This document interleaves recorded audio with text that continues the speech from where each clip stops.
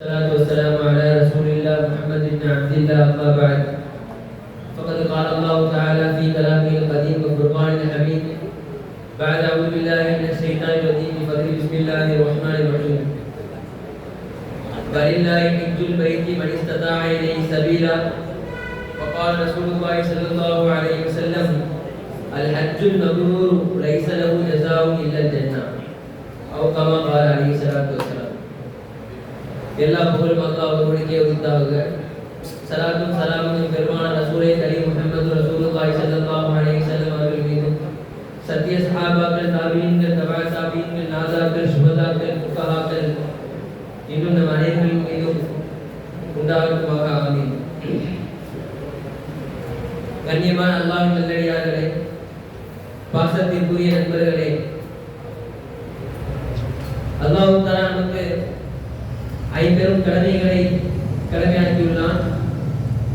அதில் உள்ள ஒவ்வொரு கடமைகளும் ஒவ்வொரு விதத்தில் சிறப்புக்குரியது என்றால் அதில் உள்ள ஹஜ் என்பது எல்லா விதத்திலும் சிறப்புக்குரியதாக இருக்கிறது. அல்ஹம்துலில்லாஹ், இன்று உலகமெங்கும் பல நாடுகளில் இருந்து ஹஜ் சென்றிருக்கிறார்கள். இன்னும் சில நாட்களில் மீண்டும் தன்னுடைய தாயகத்திற்கே வர இருக்கிறார்கள். அவர்களுடைய ஹஜ்ஜை அல்லாஹ் தஆலா கபூலாக்கப்பட்ட மப்ரூரான ஹஜ்ஜாக ஆக்கி அருள்வானாக. ஆமீன். இந்த மப்ரூரான ஹஜ் என்றால் என்ன? நாம் அடிக்கடி கேள்விப்பட்டிருப்போம்.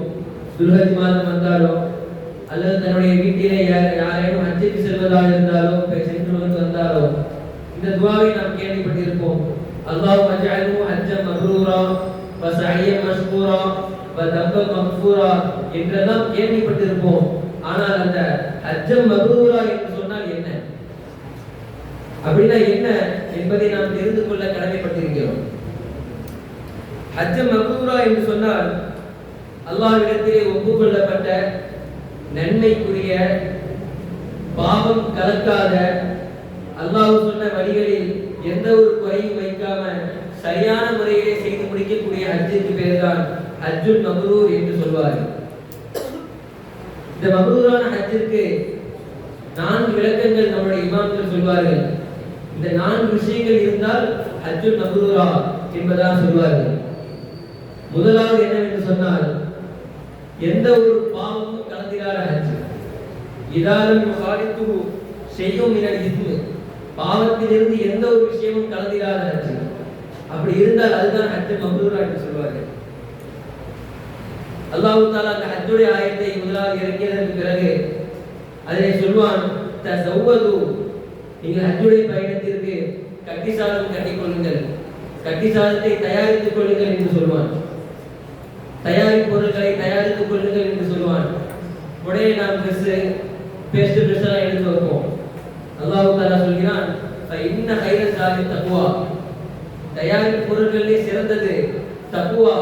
எனவே நீ அதையும் கூட சேர்த்து கொண்டு போங்க, இறையச்சத்தோடு போங்க என்பதை அல்லாஹ் தஆலா குர்ஆனிலே சொல்வான். ஹதீஸிலும் வந்திருக்கிறது, மன் ஹஜ்ஜ ஹாதல் பைத்த ஃபலம் யஃபுருது வலம் யஃசுக், எந்த ஒரு பாவமும் இல்லாமல் தகாத வார்த்தைகளையும் பேசாமல் செய்யக்கூடிய ஹஜ் என்பது, பேசாமல் யார் ஹஜ் செய்வாரோ ரஜா கமா வலதத்து உம்முஹு, அவர்கள் அன்று பிறந்ததை போல வருவார் என்பதாக ஹதீஸ் நமக்கு சொல்கிறது. எனவே எந்த ஒரு பாவத்தையும் தன்னுடைய ஹஜ்ஜிலே கலந்துவிடக் கூடாது. இது முதலாவது. இரண்டாவது, அல்லாஹ்வுக்காக வேண்டி மட்டும் ஹஜ் செய்ய வேண்டும். எந்த ஒரு பெருமைக்காகவோ பேருக்காகவோ புகழுக்காகவோ 4 பேர் நம்மை ஹாஜி என்று சொல்ல வேண்டும் என்பதற்காகவோ அல்லது எல்லா இடத்துக்கும் போயிட்டு வந்துட்டோம் இங்கே ஒரு பிக்னிக் மாதிரி போயிட்டு வந்துருவோம் என்பதற்காகவோ ஹஜ் செய்யாமல் அல்லாஹ் சொன்னான் என்பதற்காக ஹஜ் செய்ய வேண்டும். வலில்லாஹி ஹஜ்ஜுல் பைத்தி மன் இஸ்ததா இலைஹி சபீலா, அல்லாஹ்வுக்காக வேண்டி பைத்துல்லாஹ்வை ஹஜ் செய்யுங்கள்.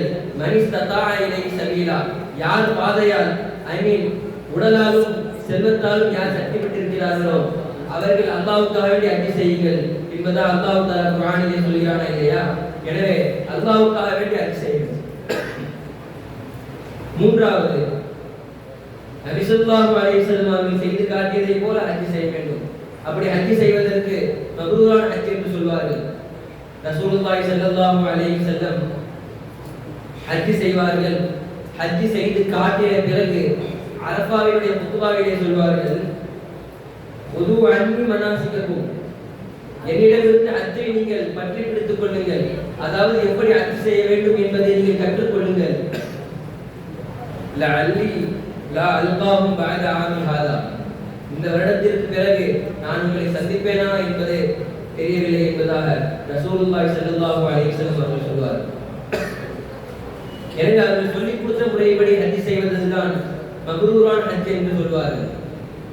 அடுத்து நான்காவது, எந்த ஒரு தவறான காசும் இல்லாமல் நல்ல வழியிலே வந்த காசிலே ஹஜ் செய்வது. அப்படி செய்யக்கூடிய ஹஜ்ஜுக்கு தான் ஹஜ்ஜுல் மக்ரூர் என்று சொல்வார்கள். எந்த ஒரு காசும் கலந்திடாமல், வட்டி போன்றவற்றை கலந்திடாமல் நல்ல வழியில் சம்பாதிக்கின்ற காசை வைத்து ஹஜ் செய்ய வேண்டும். எவர் ஒருவர் தவறான காசுக்கு ஹஜ் செய்கிறாரோ அல்லாஹ் தஆலா மலக்குமார்களை கொண்டு அவருடைய இஹ்ராமை அவர்களின் முகத்திலேயே தூக்கி எறிந்துவிடுவார் என்பதாக நாம் பார்க்கிறோம். இன்னல்லாஹ தய்யிபுன் லா யக்பலு இல்லா தய்யிபன், அல்லாஹ் தஆலா பரிசுத்தமானவன், அவன் பரிசுத்தம் அல்லாததை அவன் எப்பொழுதும் ஏற்றுக்கொள்ள மாட்டான் என்பதாக ஹதீஸ்களிலே நாம் பார்க்கிறோம். எனவே பரிசுத்தமான காசுகளிலே அல்லாஹ்வின் பக்கம் பைத்துல்லாஹ் ஹஜ் செய்ய வேண்டும். இதா ஃபரஜல் ஹாஜு பி நஃபகத்தின் தய்யிபத்தின், யார் பரிசுத்தமான காசை கொண்டு ஹஜ் செய்து யகூலு தல்பியத லப்பைக் அல்லாஹும்ம லப்பைக், யார் தல்பியா சொல்வாரோ அவர்களை அல்லாஹ் தஆலா ஏற்றுக்கொள்ளும் விதமாக வானத்தில் இருந்து மலக்குமார்களை சொல்ல வைப்பான், லப்பைக வ சஅதைக என்பதாக. யார் இதா ஹரஜ பி நஃபகத்தின் ஹபீஸத்தின், தவறான காசிலே யார் ஹஜ் செய்கிறாரோ அவருடைய ஹஜ்ஜை அல்லாஹ் தஆலா ஏற்றுக்கொள்ள மாட்டான். மாறாக சாதக ஹராமுன் வ நஃபகத்திக ஹராமுன், உன்னுடைய தயாரிப்பும் ஹராமாகிவிட்டது, உன்னுடைய செலவும் ஹராமாகிவிட்டது என்பதாக மலக்குமார்கள் சொல்வார். எனவே இந்த 4 விஷயத்தை நமக்கு சொல்லி காட்டுகிறார்கள் இமாம்கள். வந்த இடம் பரிசுத்தமாக இருந்தாலும் சரி, வந்த நகரம் புனித மக்காவாக இருக்கலாம், ஆனால் நாம் செலவழித்தது ஹராமான பணமாக இருந்தால் அல்லாஹ் தஆலா அதை ஒருபோதும் ஏற்றுக்கொள்ள மாட்டான். இந்த 4 விஷயங்கள் இருந்தால் அதுதான் மக்ரூரான ஹஜ் என்பதை நமக்கு இமாம்கள் உணர்த்துகிறார்கள். இந்த மக்ரூரான ஹஜ் நமக்கு கிடைத்துவிட்டால் அல்லாஹ் தஆலா நமக்கு 4 விஷயங்களை, 4 பரிசுகளை தருகிறார். முதலாவது, நமக்கு சொர்க்கம் கிடைத்துவிடும். ஹதீஸ்களிலே வருகிறது, அல் ஹஜ்ஜுல் மக்ரூரு லைஸ லஹு ஜஸாஉன் இல்லா ஜன்னah, மக்ரூரான ஹஜ்ஜுக்கு ஒரே கூலி சொர்க்கம் தான். எனவே சொர்க்கம் நமக்கு ரிசர்வ் செய்துவிடும். இரண்டாவது, பாவத்தை அல்லாஹ் தஆலா கரைத்து விடுவான். எல்லா விதமான பாவங்களும் அல்லாஹ் தஆலா இந்த ஹஜ்ஜின் மூலமாக அழித்து விடுவான். சொல்வார்களா இல்லையா, அன்று பிறந்த பாலகனை போல ஆகிடுவான் என்பதாக சொல்வார்கள். மூன்றாவது, அல்லாஹ் தஆலா இடத்தில் ஒரு உயர்ந்த அந்தஸ்து கிடைத்துவிடும். இந்த ஹஜ்ஜுல் மக்ரூர் நமக்கு கிடைத்துவிட்டால் அல்லாஹ் இடத்திலே ஒரு கண்ணியமான உயர்ந்த அந்தஸ்து நமக்கு கிடைத்துவிடும். நான்காவது, சமூகத்தில் ஒரு நல்லொழுக்கம் உள்ளவராக நாம் ஆகிடுவோம், மற்றவர்களுக்கு முன்மாதிரியாக நாம் ஆகிடுவோம். எனவே இந்த 4 விஷயங்களை அல்லாஹ் தஆலா நமக்காக வேண்டி தருகிறான். எனவே 4 பேருக்கு முன்மாதிரியாக ஆகி அல்லாஹ்விடத்திலே உயர்ந்த அந்தஸ்தை பெறக்கூடிய பாக்கியத்தை நமக்கு தந்தருள்வானாக. இன்னும் இந்த வருடத்தில் ஹஜ் செய்திருக்கின்றவர்களின் ஹஜ்ஜை அல்லாஹ் தஆலா மக்ரூரான ஹஜ்ஜாக ஆக்கி அருள்வானாக. வாஹிரு தஅவானா அல்ஹம்துலில்லாஹி ரப்பில் ஆலமீன். அஸ்ஸலாமு அலைக்கும் வரஹ்மத்துல்லாஹி தஆலா வபரகாத்துஹு.